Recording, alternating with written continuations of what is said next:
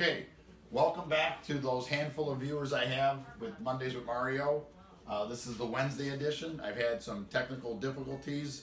One of them is my AV guy who was enjoying himself in sunny Florida while I was holding the fort down here. But I said in my last Mondays with Mario, I would present something about investing in real estate. So here it is. I'm going to talk about investing in real estate. And investing in real estate is all about your financial future. There's definitely a present benefit, but this is big picture stuff. So if you want to get rich quick, watch some guys at 2 in the morning. You can send them $700, you can send them $1,000, you can sign up for a $10,000 seminar. I'm not asking you for anything. The only thing you want to keep in mind is down the road, if you decide to invest in real estate, I'm the guy that can help you, because not only do I sell real estate, I personally invest in it, so I walk the talk and talk the walk, or whatever they say. Any event, your financial picture, your financial future. 99% of my clients have a job, so your income and your financial future is based on your day job. If you don't have a day job, it's because some of my clients and friends have the benefit of enjoying Social Security or pension and having the best job of all, retirement. But these are different aspects of income that you have, or assets. Your day job, your pension, if you have a pension. If you don't have a pension, you hopefully have Social Security. Some people have the pension, they have Social Security, they got the day job, they have the IRA account. You have also inheritance. So people think that, okay, that's morbid, but the reality of it is a financial guru had made a comment one time that everyone's going to wind up enjoying some sort of inheritance. I can give you my own personal example. I didn't inherit much money, but it was a small sum. It's still sitting in the bank. One day I'm going to do something with it.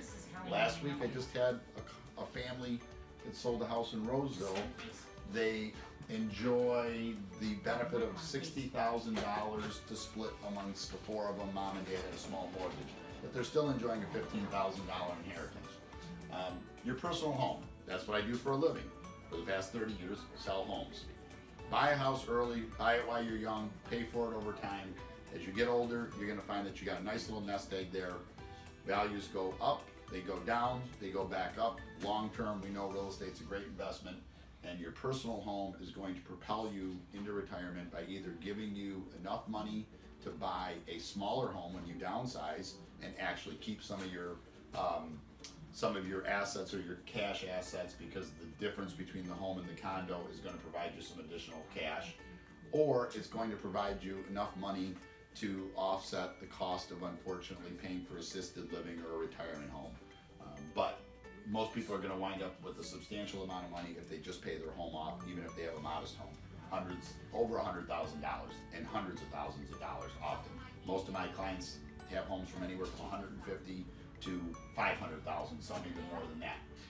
Rental properties, that's what we're talking about here. So let me move on to the next slide and give you examples of rental properties. This is a home a client of mine owns in Grosse Pointe Woods. Help them find a tenant for at least $1,400 a month. It might be $1,450. Tenant's been there almost 5 years. Rental properties are going to provide you residual passive income. Keyword, passive. That means you don't work. It's like owning a stock. It's a retirement opportunity. Even if you have one home, and whether you buy cash now or you pay it off with the tenant's rent paying your mortgage, if you have one property and it pays you $600 to $700 a month, and you're living on $2,500 to $5,000 or $6,000 a month, that's going to represent probably 20% of your income for many modest income families in Macomb County. Send the kids to college. If you buy a rental property now, maybe you're in your 30s, late 20s even, and you have kids that are in elementary school, if you pay for this rental property or let it work for you for a 10-year period, you're going to find that you got a great opportunity to liquidate that property and either pay for a year of college, maybe 2 years of college, depending on where they go, or you're going to take that money and at least help you provide some, let's call it allowance for your children while they're in college. Maybe you can't pay for their school, but you can pay for their housing with the money that you earn from your rental property. And that's another thing too, is I have clients that own rental properties in college areas while their kids are going there, and they make money that way. So let's give you an actual example. I'm going to give you a couple examples. I'm trying to race through these. You can get this slideshow by emailing me. We got one of our guests stopping in. This is Big Dave. Oh, hey, say hello, Big Dave. Hello. This is my buddies here at the office. He's a regular on Mondays with Mario. He's an investor himself. So this example of this property in St. Clair Shores that I own is been acquired in 2018. This one I happen to own with a partner. Partners are great. If you call me, I'll explain about owning properties with partners and how it works out to the benefit of both of you. It helps you get in the door a little bit easier. This we acquired for $105,000. We had the good fortune of being able to acquire this without a mortgage. So the example I'm going to give you is owning this house outright. Let's move on to the next slide. And this is where you may need to zoom in, or you may want to look over this via an email of the slideshow, or we can always meet in person, talk on the phone, or communicate by email, and I can give you expand on these details. But in this particular example, property taxes are about $2,100 a month. Insurance is $660. I'm sorry, $2,100 a year, $660 a year. Vacancy I'll talk about in just a second, and all these other numbers. But this column is annual expenses. This column is monthly expenses.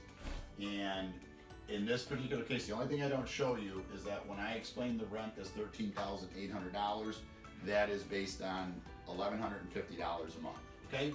Lady's got a great job. She makes $50,000 a year. She's a paralegal that relocated here back to Michigan in the past year. And over here again, the monthly, so taxes $2,100 a year. Insurance, I've got insurance policies from $500 to $800. Vacancy at about 4 to 5%. If you have more than 4% vacant, 5% vacancy, don't be a landlord. You're not cut out for it. You do need to do some sort of oversight or management. Rental registration. Every community now has rental registration fees. This number is actually $50 a year, because here I was explaining that the rental registration fee, $150, actually represents a 2 to 3 year registration fee in most communities in Metro Detroit or Southeast Michigan. I can't think of any anymore that do not require that you register rental properties. So this will be 50 on another slide, because if it's a 3-year registration at $150, that's $50 a year, or $12.50 a month. I rounded off the $13 there in the parentheses. Maintenance, very, very important. I put $600 for maintenance here. Your job is not to fix the house. This is about passive residual income, okay? So when something comes up, you call a contractor. If you own a home already, you probably know some contractors. You already have an insurance agent to talk to about insurance. You already have maybe a guy that's done work on your furnace once every few years. It's just like maintaining your own personal home. Or if you need an electrician or a plumber. When something comes up, I have properties that are less than or about a mile from my office. Sometimes I am not able to visit. I have no desire to visit those properties. Those tenants don't care if they don't want me in their home. It's called, what's that, it's a core principle in this country. Any event, peaceful possession. People want peaceful possession. You don't need to intrude on them. If they don't have a problem, don't go to the house. Okay? These landlords that tell you they visit the house every couple months, they don't know what they're doing. They're not long-term investors. So long-term, I have houses I haven't been into in years because the tenants are happy. Everything is going well. Why try to create a problem that's not there? But when a problem comes up, a challenge I should say, hot water tank goes out. I call a heating and cooling guy, or I call a plumber. If the hot water tank needs a $400 repair, they charge me $400, and I am within my $600 budget. If the furnace goes out and it needs a $300 repair, and if I have to get a sewer snaked every so often, yes, stuff backs up. People do things that are a little foolish occasionally. If I call a plumber to clean out the sewer, it's $200. If I have to call the heating and cooling guy that same year because the furnace needed repair, that's $400. That's $600 in maintenance, which is budgeted right here. And I never went to the house myself because this is a passive investment, not an active investment. So here, the revenue is $13,800. The expenses are $4,110.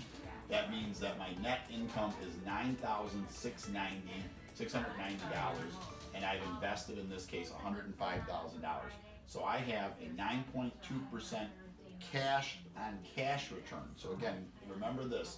This is 9% cash on cash. This does not factor the built-in equity I have because I bought the house for about $10,000 under market. It does not factor in the fact that the house is going to over a long period of time appreciate, even if the market goes down right now. I'm in this for the long haul. When it picks back up, I'll still see some appreciation and income from the sale of the house. So if I move on to the next slide real quick, I want to give you another example. These are true life examples. This is a house in East Point that I own, $65,000. Expenses are lower there.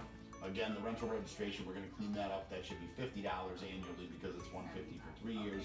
That house, my partner and I net $7,530, $65,000 invested. And actually, it was probably $60,000 invested, but I wanted to be conservative and bump it up a little bit. So that particular property earning 11.6% return. Now, this is what you're gonna read about in all the books, and it absolutely applies. OPM, other people's money. This is talking about using leverage to acquire a property. So in this example, I took the St. Clair Shores house with a $105,000 acquisition. You're gonna have a 25% down payment. There's no zero down. So if you wanna read those books, waste your money on reading books about zero down. You're not going to get a mortgage for a low down payment on an investment property. You get low down payment mortgages on your personal residence. So in this example, and again, if you don't put any money down, this is what I've said for years, when you have no skin in the game and they pull the rug out from under you, there's no floor left to stand on. So if you have nothing into it, you will not make it long term. You'll be undercapitalized. That's the root of business failure. So here you have actual money invested, 25%, $26,250. The lender has to charge money to give you a loan just like they do on your own home, $3,000. You have $29,250 invested. You have a mortgage on the property, and let me go to the next slide and I'll show you how the numbers work out. So in this case, this is where magic really happens. This is that same $105,000 house in St. Clair Shores. Now I have a $450 a month payment or $5,400 total payments per year. I only made $4,290, but I made that $4,300 in a $29,250 investment. I have a cash on cash return of 14.6%. And I have the tenant paying my mortgage over 30 years. So you will quickly see over 7, 8, 10, 12 years, life happens fast, those years will go by, and you'll now see this property paid down to $50,000. So the tenant brought your mortgage from about $78,000 to $50,000. You just earned $28,000 in additional income if the property doesn't appreciate or depreciate. You just paid your mortgage down. So again, 14.6% cash on cash return. Let me move on. And again, just touched on that. Long-term benefits, the appreciation of value, reselling the property at a profit, buying it. And I have to think of an example that I'll put in this slide later on of a house. I haven't really sold too many of the long-term rentals. I buy houses and flip them. That's a whole nother video that we can do. Buying and flipping is about complementing your annual income, increasing your lifestyle. So I've done both. I buy houses and resell them at a profit. That complements my lifestyle. My rental properties are all about long-term. And unfortunately, the long-term, the future is coming to me a lot faster than I expected because I just turned 50. Appreciation of value, so selling at a profit, tax benefit. So when you have passive income, the beauty of it is versus your day job, is that you are not paying not paying Social Security or Medicare tax on this. Medicare, Medicaid, I get confused between the two. But Social Security, Medicaid, Medicare, you're not paying any of that tax. You're only paying your federal tax rate. Also, the real key is that when you go to sell the property, if it goes up in value, your capital gains, the net that you earn from the difference between your investment to your resale, is subject to capital gains rates. To oversimplify things, the bulk of the people working in the U.S. are in. We reduced the tax brackets last year, but the bulk of the people that have a long-term capital gain will only pay 15%. And you can look at your tax return. Most of the people I deal with are in the 24 to 28% tax bracket, and I have clients that are 31 to 33%. Regardless, even if you're in the 24% tax bracket, you're only paying 15%. Consult a tax advisor. He'll clarify this information a little bit better, but he'll reiterate that I'm telling you long term, it's very favorable.